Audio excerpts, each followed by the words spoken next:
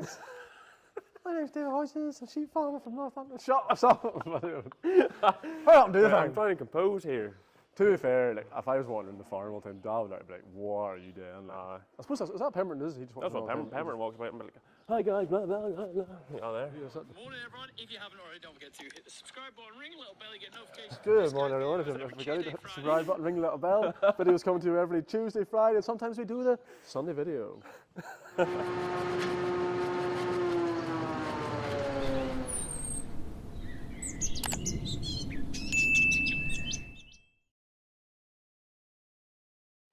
Right, this video is a little different compared to normal. Well, it's completely different compared to normal. As everybody knows, it's been raining for about 40 days and weished. I'm trying to talk. Go over here. It's been raining for about 40 days and 40 nights. Nobody can get filming, we can't get on ground, we can't do anything. So I have nothing better to be at than lamb, sheep and feed pet lambs. So we're going to try and make a video on it and go to my friend David, who's also trying to lamb sheep and teach children at the same time. Yep, this is an absolute pandemic. This is the new pandemic. I've actually never seen it worse going into a lamb. And to be fair now, the sheep lambing 100%, couldn't ask for better lambing, but the weather is absolutely atrocious. So if you like sheep, this is the channel for you today.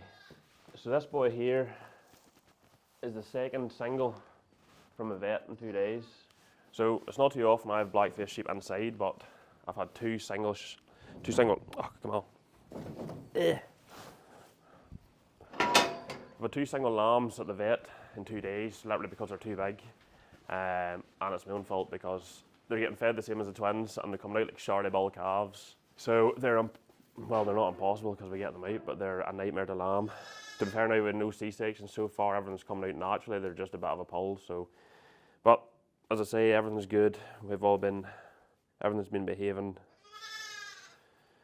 These two are raving with hunger because she has no milk, so they're getting a wee booster along with whatever she's giving them, which isn't a whole pile. So I do actually hate pet lambs, but they are pretty cute, to be fair. If you would stay on the bottle. What did you even drink? Right, here. Take that. Oh my goodness, where are you going? I don't know why this lamb does this. It sits down like a dog every time it goes to do anything. You already had yours, get away.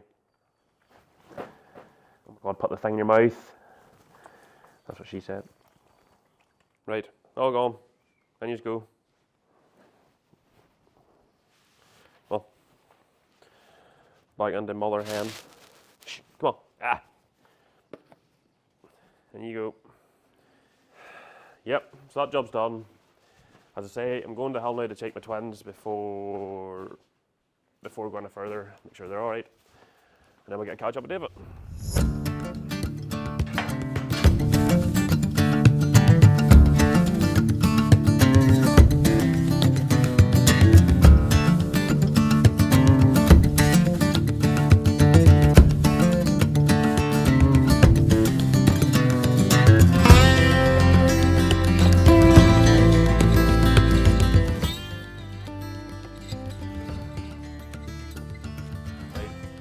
David's here, and I see he has a quad and a quad filler hooked on here, so I'll say that's a relatively good sign.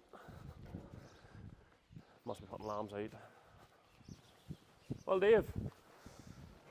Hey Conor, how's it going? What's the crack today? Is that supposed to be? No, it's not supposed to be getting it, no. I'm looking for a lamb, but I lost a lamb. I don't know where it is. What number are you missing? 61, must have run around somewhere there, but I don't know, some of the numbers are a bit dodgy, I don't know. There's one over there, but I don't know where the other one is. Hey, you're up to the 60s, I didn't know you could count that far. Oh, we just threw random numbers on them. What's the crack today? Yeah, we're sort of filling the throat. The weather's been absolutely shocking, as you know, this last while, so we're trying to... I see you the quad filler hooked on here, you must be putting a few out. Aye, look, trying to... Oh, it's not, it only holds maybe 2 ewes and a few lambs, but I think it's better than maybe putting in a whole pile in one big go, you know, they get mixed up. But no, we're we've put out nearly all the singles, you know, and then we're sort of biting the bullet now and trying to get a few twins out too, because, well, that's not even true because there's a whole pile of twins out already, but I mean, this week it's a bit dodgy the old weather, so we're trying to maybe get a few out, but you have to bite the bullet. I think you see the size of them lambs there, they're good, you know, they're good size now, you know, hopefully they'll be alright outside, you know, most of them anyway. But I'm tagging here at the minute. Basically, we're trying to, this last sort of 4 or 5 years, we're trying to run like a closed flock policy, roughly idea thing. So basically, I buy your mules and any I clap them for you. any Texel ewe lambs. So let me see if I get you one. So she's off that mule there, which was bought in from you. Texel ram that we pick. She's obviously a ewe lamb. I hope so. It would be a good bad job if she wasn't. And basically the idea is then that we're sort of closed, if that makes sense. We're buying off one person, by ewe lambs, whatever, and then we keep the ewe lambs too off the Texels. And then as you can see then basically in the leases are only the gripping pens, but nearly everything in here is Texel mule or mule. There's a random Suffolk over in the corner. I think she's maybe still one of the older sort of breeds, but we're sort of building towards that sort of closed flock policy, you know. So. And what sort of taps are you running? Texel and Charlie. So all the mules will get a Texel, and then all the Texel mules will get Charlie, and we have a Suff Tex as well. Bought him a few years ago, and I have to say he done very well. You know, I was actually quite pleased, and he's done well again this year. He threw a lot of nice lambs. They're very nice colour in some of them lambs, you know, as well. I don't know if there's any. There's a Suff Tex lamb in there. That one over there with the dirty black on it. But I know, like, happy so far with that, you know. They got that. The only problem is with them with gripping pens, Conor, they would, you know, they get mixed up very handy, you know. The red numbers, basically, it's a pretty basic thing. So the red means they've got 2 lambs, and there's a blue up there. You can see at 50, she's a single. Yep. So it means they'll go out to the field. Very straightforward process. Yes. You know, if it's got 1 lamb with it and it's blue, well, you've a fair idea it's only that. It's carrying its 1 lamb, you know. What do you do for a triplet? Just put a Union Jack on it, or? No, well, we try not to run triplets, but there's actually a set of triplets up in here. You can see their wee blue bum there and that one there, and there's 2 sort of lying over in the corner. Like you can sort of see the wee sort of Suffolk sort of ears on them, kind of, off that doll that was a Suffolk, you know. We had a set of Quins this year actually. Yes. First time ever in the farm. We had 5. She's running there, but there's only 3 on her now. But she had 5 living lambs. Could hardly believe it. Every time I put my hand in, there was another lamb coming. She scanned for 2 right enough, but we'll not go there. There was probably maybe, I don't know, 5 years ago, maybe more. And basically, every year, I'll be honest, sheep doing their sheep thing, just breaking it. And they know rightly, because they run straight back in. You don't know rule number 1 of farmers: close the gate behind you, David. I think you're right behind me, so I wasn't even at it. About 5 years ago or more, we used to have wild losses. Not like wild losses, but frustrating losses. And I went to Peter Thompson, who's a vet down there, just down the straight road. He's not that far from us. I said, look, I want you to just set me out a health plan. You know, I want to give these sheep just everything they possibly can get, like vaccinations, whatever, blah, blah, blah. And we'll give them sort of not one last shot, but like one last sort of go. And I have to say, and I'll give him credit, yes, you spend a wee bit of money on vaccinations and dosing and everything else and blah, blah, and maybe certain antibiotics and things like that. But touch wood. There is any. Your head, maybe. Aye, that's it. Touch wood. I have to say, these last few years, like we have really started to see an improvement. And not even that, I don't buy this old rubbish anymore that sheep die just because they're sheep. Like that's a cop out. I think farmers who say that are just, well, yes, sheep have a name of dying. Yes, obviously they will. Some of them will die. But like, you know, without sounding boastful, we've only lost, I think, 10 lambs this year. Yeah. Do you know, like, now we might go and lose a pile now because I've said that, which is probably a good chance for saying something stupid like that. But you know, like, if you feed your ewes right and you look after them well and give them the right stuff they need and they're well dosed and well vaccinated and everything else, they should behave. And if you've got a good breeding system, and the most important thing I think, and I've said this to you before, is culling. Like, if you cull what gives you problems, Yep. you will not have as many problems the next year. Yeah. Like, for example, anything that gets a prolapse here gets culled. Anything with one side gets culled.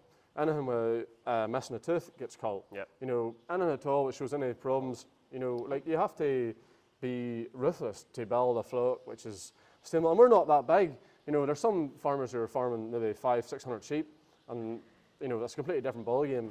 But for us and our numbers, like sort of 150 to 200 sort of mark, you can't afford to be carrying 30, 40 sheep which aren't good. You know, they have to be sheep which are producing. But no, I completely agree, David, because like, you know yourself, you go out manage an evening and like, how do you bother with them much sheep? Why do you bother with them much sheep? They always die, they always break out, blah, blah, blah. But same as yourself, and this isn't an attack on anybody else who has sheep that are dying, like, but you know, if you look after the thing, and we're not saying people don't look after the thing, but you know, like, I'd say if we've lost 3 ewes in the past 5 years, it's a push. And the same as yourself, it's not big massive numbers, but at the same time, well, our sheep are outside, they're inside a mountain all the time. Maybe they're hardier to start with, I don't know.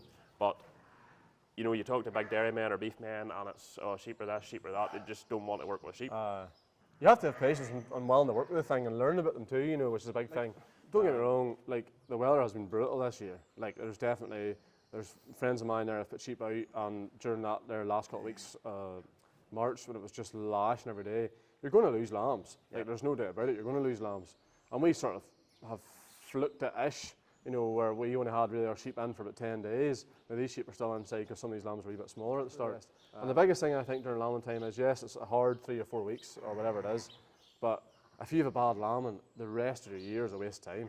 You know, like me and Dav said that, like, you know, yes, it's late nights and you maybe stand up and maybe don't get out with what you want to do and stuff, but really, like, if I can keep a lamb alive or keep 2 or 3 lambs alive by being here, well, lambs are making £140 at the minute. You know, there's the guts of, well, 450, £500, you know, like, so it's a big difference in the overall scheme of things, you know. So it is. My dad always said to me, like, you put the work in the whole year round, why would you give it up after for about a hard 6 weeks? Correct. You know, and well, we've tried as well to sort of bring, you know, our lambing down a bit, you know, like, so I think, Right, we're going to do a bit then. we're going to do a bit. What did I do with this Poor stuff? big Rab goes mad. I know, we've come in here and said there's nothing done. And maybe if you're lucky you'll get to see one being born, but probably not. I thought you had a pep talk with these sheep last night to say to hold off till If you've been here last night, they were lambing away like mad last night. I said they didn't want to be in the camera. It was after 5 o'clock, I was clocked out. So tell us about your farming as a whole, David. Like, I know we've seen the sheep, but what else do you run over here? So we run cattle too. Cattle are mainly, we used to run calves to stores.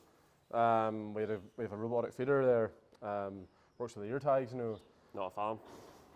Don't know, like, I think if they're all your own calves, you'd maybe be okay, but buying in calves, I think you're buying in problems, and there's a lot of mycoplasma about and things like that, and you can get hit very badly. And the biggest thing with that feeder of ours, they're all sucking off the same teat, so if say if on one of them gets scar or something, it scars through the whole lot, and you know, it's a hard thing to sort of manage. So we're on about 70 or so store cattle. We try and finish the vast majority of them. They finish and we take them, well, we sort of take them to Armoy mostly. If we don't finish them, we're taking them to heavy store weight, so sort of like 550, maybe try and, well, 550, 500, I wouldn't say 600, maybe the odd time, but this is most of them here, so try and mainly buy Angus. They've got horns at the minute because they're not dehorned, but they will get dehorned. These are still bulls here, these are heifers and that down here. There's some nice cattle, you know, them Angus are looking well, like there's good bullock there. Well, still a bull at the minute, but. So what's the preference for the Angus? Is it for the scheme or? Scheme and well, probably the lack of horns too, and also I think they convert well, you know, like, and there seem to be a bit of smart. Like, there's a prime example there, there's a Charlie there, and there's an Angus. And if you were standing looking at them two cattle, like, which one would you say looks better? Probably the Angus now. You know, and that there Charlie was more money than that Angus, you know, and like if you're looking at the back, so you'd probably think that this Angus is probably better. Now the Charlie might end up killing out better at the end. Yeah. But you know, but I tend to be that Angus sort of blue Hereford sort of anything like that there. Limousine kind of any the sort of main breeds. Yep. As well, I should have said that we run. Dad mainly runs. There's 2 birdhouses over there, and we used to be Moy Park, but we're now a company called Silver Hill, and they do ducks. They're based in Monaghan, but they wanted, I suppose the bird flu thing and things like that, they wanted to try and create like a breeder site as such, so we're a grandparent flock, if that makes sense. And we basically rear them, the 2 houses rear them for 24 weeks-ish, 22 weeks, depending, they're not always the same. And we basically take them to the point of lay, And then at the point of lay, they get lifted from here and then go to another farmer, and they actually lay eggs then. And then those eggs then are used for the fattening birds for the duck itself.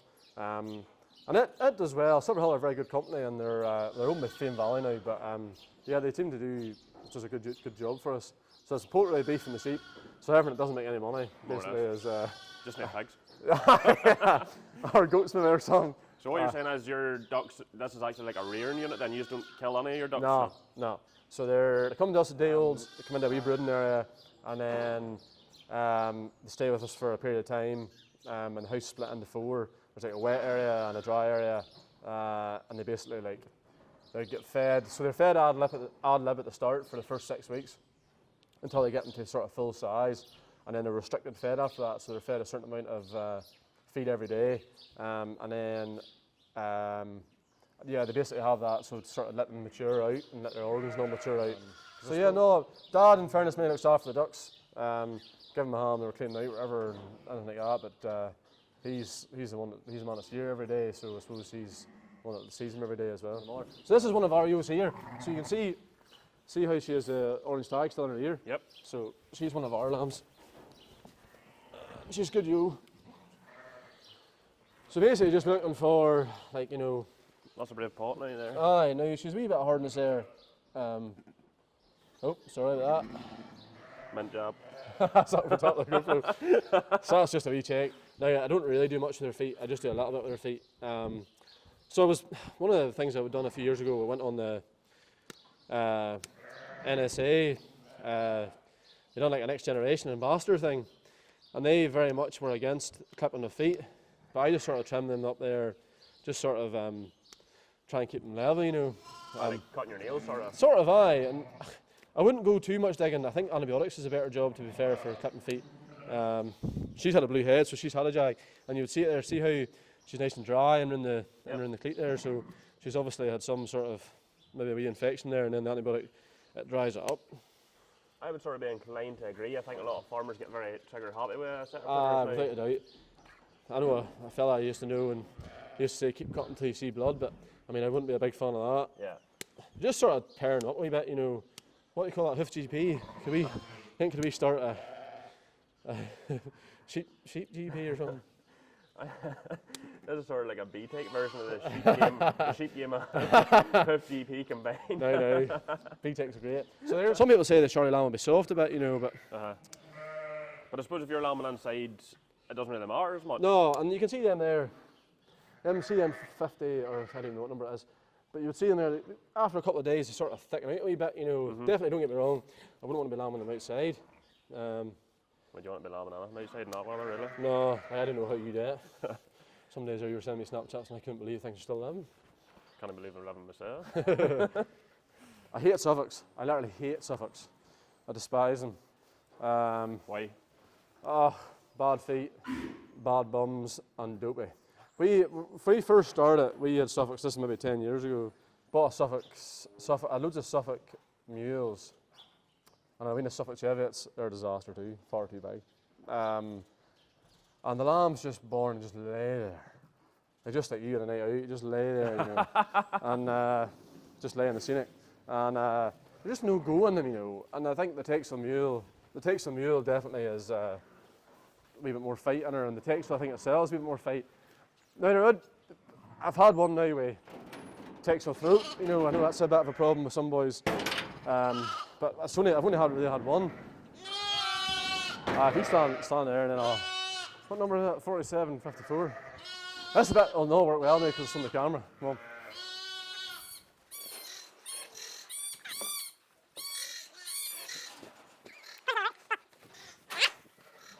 You can speed this up in the camera, can't you? Yeah. Don't know if I want to.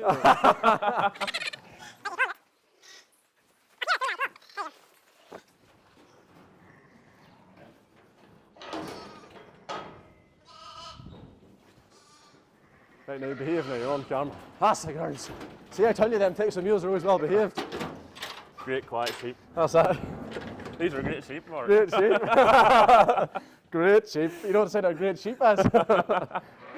Better not put that on camera. So what are you dosing for now? As a fluke dose? With a wee bit of wool, or me, if it's really how good I am at vaccinating and fluking, I couldn't remember if I fluked a batch of ewes or not. And then I decided then after talking to Peter that rather than giving him like a fluke and worm dose, I'll give him just a straight fluke dose, that fluke ivory, you know, in the hope that there was that would eradicate it. And then if I bring them in there in 6 weeks' time, I'll just do the ewes with fluke and worm, you know.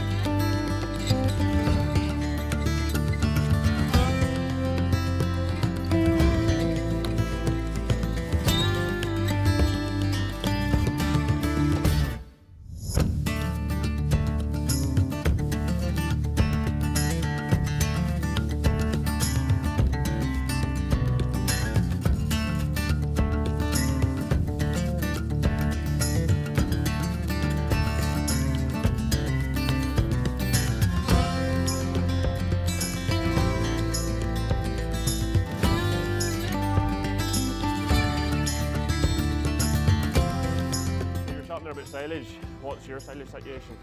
I'm okay at the minute. But Jesus, why have we got a bit left yet? You know, now don't get me wrong. If we got to the start of May and we still had no cattle out, we'd be under pressure. Yeah. This is our most pressure period. Whenever all the sheep are inside, we're eating a lot. Sheep would eat more than you think, silage wise, especially there before we start to feed them meal. We made a whole crop this year because we didn't get the barley cut, and it's a wee bit overripe. It's definitely more like straw. Although the seeds aren't too bad, they're still mushy enough, for eating. Cattle love it. Sheep, not so sure. And I think you need to be careful with sheep too because of their acidosis. If they eat too much barley, they would get acidosis. But I know, at the minute we're okay, and a lot of sheep are lambs, so we're getting there in terms of that. Hopefully, if the rest sheep are lambs soon enough, that takes pressure off of that a wee bit, So these are pens, even though some are pens. Whoop. Made these. Granda had got like an old shed, years and years and years ago. I don't know how old this timber is. And basically it came in sections. Now they're a wee bit narrow, as you can see, but it's a really good job. It's a permanent thing, so they're all mesh, as you can see there. But people are going to say, why do we bed on top of the mesh? I think I like having straw on top of the mesh. I think it's a bit of a heat blanket, and also it gives you can work with the sheep on the straw. You can give them something to rub them with, or whatever, to get them going, and it just gives them a wee bit of warmth. It could be cold in there if there was nothing on it. Now it means you have to clean them out. So whenever the ewe lambs, it gets cleaned out, it gets limed, and then you bit of straw, and that's really everything to try and protect for watery mouth, because a lot of traffic comes through our pens. There's pens in here and next door. And then there's a couple of ones we had to make around our room, but is watery mouth a big problem for you? No, at the minute, touch wood, no. It has been in the past, but once again, we've adapted things to try and do that. Like Spectam was a great tool, but then, as me and you have said before, people overuse it, people abuse it. People are giving Spectam to single lambs. That's just frustrating for me because it's such a waste, like antibiotic use, that whole antimicrobial resistance, it's a real issue, especially for guys our age, going forward, like 30 years time, etc. If people just keep misusing antibiotics, there is going to be issues going forward. Yeah. Like for example, pen strep, I've heard people say they give pen strep to every single lamb or beta mox to every single lamb. That's just building up resistance. A single lamb does not need beta mox in its throat. But the best thing we've done on our lambing is this board. Without a doubt. Seen this when I was away in my Next Generation Ambassadors group. Such a simple board. Like, literally, right up there. Well, what day are we today? Third? Yep. Aye. Third last night, set of twins. Last night, again, this morning. And just a wee bit, of information, maybe like, that doll there, she had a rotten lamb in her lamb 2, or she pen 2. I wrote up, for Dad, you not well, needs twin lamb, which is, the twin lamb stuff. So he knows then, right, I need to go in and give her that morning until she eats, whatever, blah, blah. Foster crates, just real basic stuff, but actually makes such a difference for us going forward, but like, you know, it's pretty simple, straightforward thing. It takes 2 seconds. Put the ewe on the pen with the lambs, right up, twins, whatever, blah, blah, done. And then also it means too, whenever you come to take lambs out, because we're obviously full again here, take the lambs out. If you know you've got a pen there, pen there, pen there, people may say, oh, sure, you can just walk up and down the pen and see. But at least you know straight away that they're actually, before you even bring anything in here, you know if they're full or not. Yep. Basic concept, works really well. So we fostered, the ewe had 5 lambs, and obviously she's not going to rear 5 lambs because that's just literally impossible. We kept 3 on her. So that's her here with a grey face with no mark, and her lambs there have 3 wee red dots. And you'll see the size of them lambs there compared to like even these set of twins here. And I have to say, she is a fantastic mother. She really is. She one of yours, is she? I would like to claim her, but I don't think she is. Like she lambed the 5 lambs and stood for, I'm sure, 3 to 4 hours today. The lambs all got sucked. Not something you see very often. No. This pen here tends to be pens, or a pen we put ewes and lambs into that are a bit smaller. So you can see the numbers are quite low here, like 37 for example. Those lambs were not that big whenever they were first born. Another thing maybe on it, it's like you can see there's a blue circle in the back of her. That would mean that she had maybe an issue or she's a bit thin or something, so I marked her. They're still here at the back, didn't eat for ages. Her lambs were a wee bit smaller. That wee lamb there actually was one of the lambs that, I mean, like pulled it out and I thought it was dead and swung and swung and swung at it until eventually we got it. You love your paint jobs. Good colours then, maybe. Blue.